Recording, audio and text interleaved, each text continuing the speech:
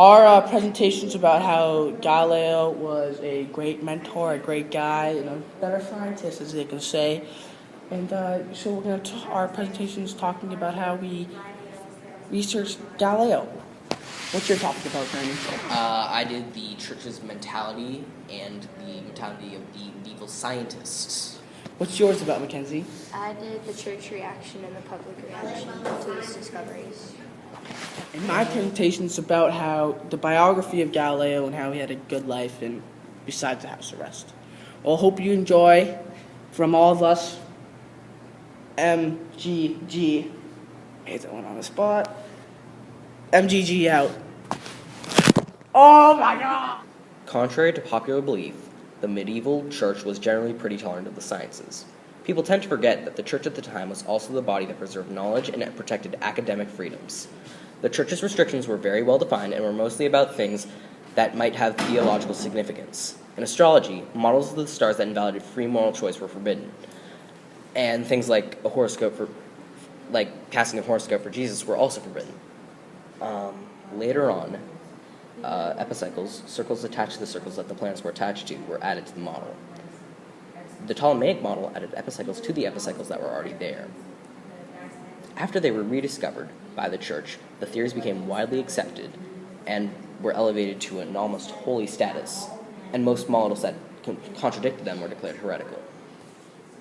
In physics, pretty much any scientific belief or theory, except for stating that miracles were impossible, was allowed.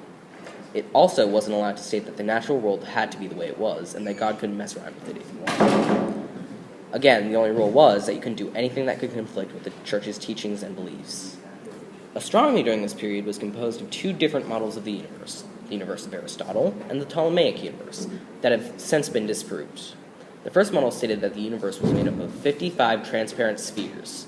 These spheres had celestial objects attached to them, with the Earth at the center of the universe. There's also a sphere on the very outside called the prime mover that caused the next sphere down to move, which caused the next sphere down from that to do the same, all the way down to the last sphere. Galileo was not accepted by the Catholic Church when he first proposed his idea that the Earth went around the sun, and that the Earth was not the center of the universe. His findings contradicted the word of the Church, and about 20 years before Galileo was even born, the Catholic Church made it the law that only priests and high members of the Catholic Church were allowed to interpret the Bible, and private interpretation was forbidden. In fact, some of his friends even turned on him. One of his friends quoted that in the Bible, Joshua was saying that God caused the sun to stand still and lengthen the day, meaning that the sun went around the earth. Galileo himself was religious and said that the Bible could never be wrong, but the interpreters could be wrong or make mistakes themselves. Since normal people weren't allowed to interpret the Bible at the time, some church clergy accused him of heresy. Since Galileo had friends in high places, such as Prince Cesi, he was not burned to death. For the next few years, Galileo moved on to other projects, such as using his telescope to track Jupiter's moons, and he wrote about ocean tides. After a while, instead of writing scientific papers, he wrote dialogues between characters supporting this topic. He wrote a book called Dialogue, which was an immediate hit with the public, but not with the Catholic Church, of course. Galileo, at the time, was 68 years old and sick, and after being threatened with torture, he publicly confessed to being wrong about his theory that the Earth went around the sun, even though, of course, as we all know, he was right.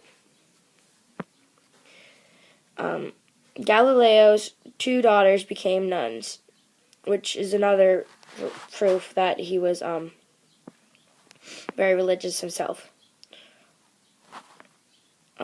One thing he was quoted to say in a letter to prove that he was religious was, "I'm infinitely grateful to God who has deigned to choose me alone to be the first to observe such marvelous things, which had lain hidden for all sages past." This means that he was grateful to God for choosing him to discover these amazing things about the universe before anyone else. Almost no one was atheist at the time, and the church was actually not against science.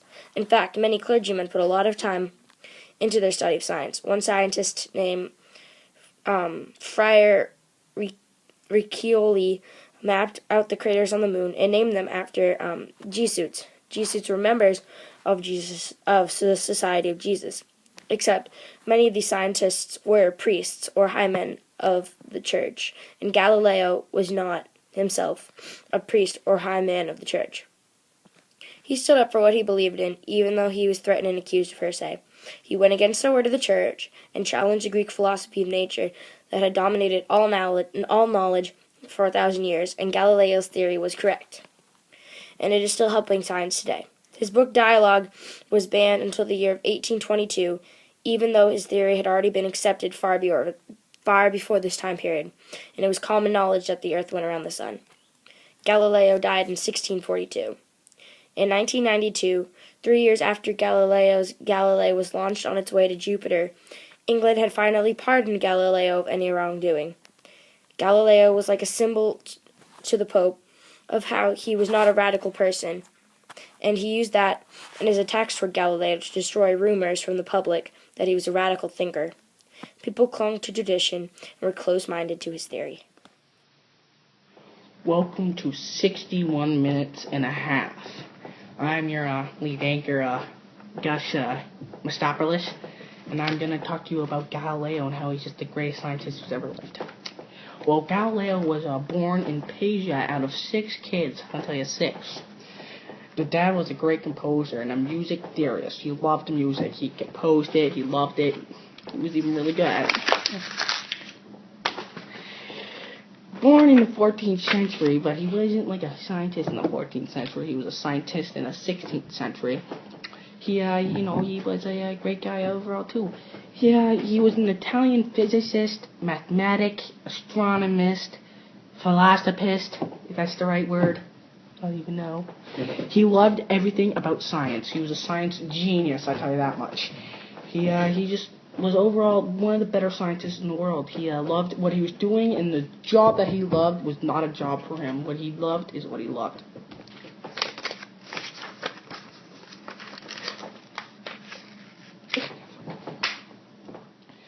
So, even though Galileo was a great scientist, he had 2 daughters. One who died at the young age of, I think, 3-ish. But he had another one named Virginia. She was, I read a little about her. I hear she was a good girl in all that sense. But Galileo was a great father, great mentor to everything, to his one daughter, Virginia.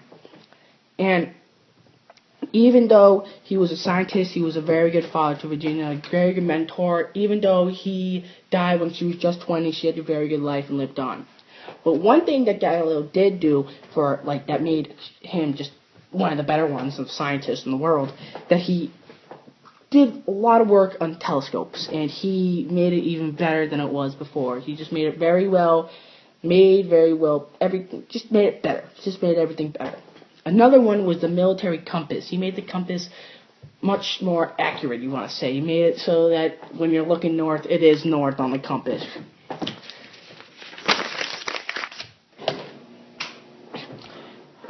One thing he also did is that he got the phases of Venus, they say. Phases of Venus is that he discovered Venus, and he said, Venus is different than all the other planets.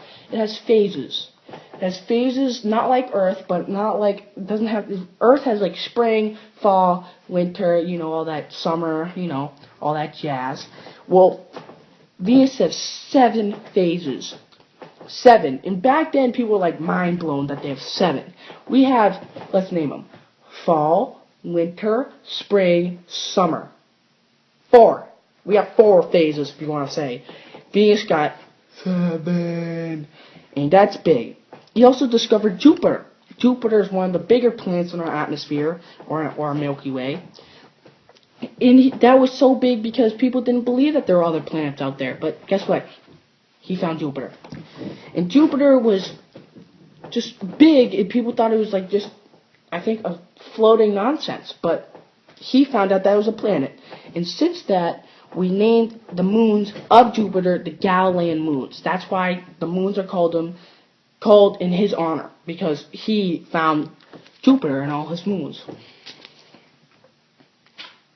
Also, one thing he also did for Earth, finally, God, you know what I'm saying, for Earth, is that he figured out how the tides are caused. They're caused by the Earth's axis and rotation of the Earth. And this is a lot different because people thought tides are just moved by the, just the wind. But no, they're not. They're caused by Earth. And Earth is just on axis like so, I think like that. Like that. And just rotates around it. And so when the axis tilts, the tides change.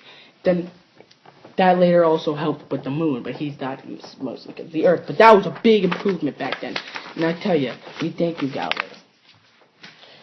So Galileo was such a great guy that, and a great scientist, that he even wrote a book, the Iosaur, and that book was a very good book to scientists, and people try to copy him. But he is the original science.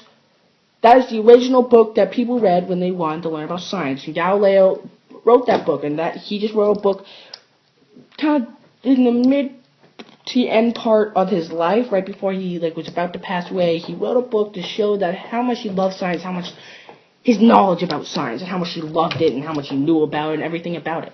And people still try to copy it, but no. There's only one book that Galileo wrote, and one book that is so good that people still want to read in, God's know, 200 years or so. But shortly after that book was written, 5 years later after that book was published and everyone got to see it, if that was allowed back then, or even invented back then, he died at the age of 77, and his daughter was 20, he was 77, he lived a great life, he had a wonderful daughter. He said that all he wanted to do in science, he did. And that was the one key that he left behind, and his daughter, of course. He was so famous that Ferdinand, the king himself, buried him near Ferdinand's father, and people who were famous that generation. That's how famous and well of a man, that's correct, that Galileo was. He was just everything good. He just was a perfect scientist and human being, as I think. But even though he did get house arrest, that's the one thing, that's no. Don't get house arrest. That means you did something bad. And he did. Well, thank you for watching. My time's up. I'm sorry, I know. Stop it. No encore. I'm sorry that my time's up, but I gotta go. See you later. During the wonderful commercial break, brought to you by Stanford, the College of Dreams, we realized that Gus Mistopoulos made some mistakes, and Galileo, or the first one, Galileo was a scientist in the 17th century, not the 16th century. 17th. Thank you all for watching 61 minutes and a half starring Gus Mistopoulos. I just want to say thank you all for watching this video.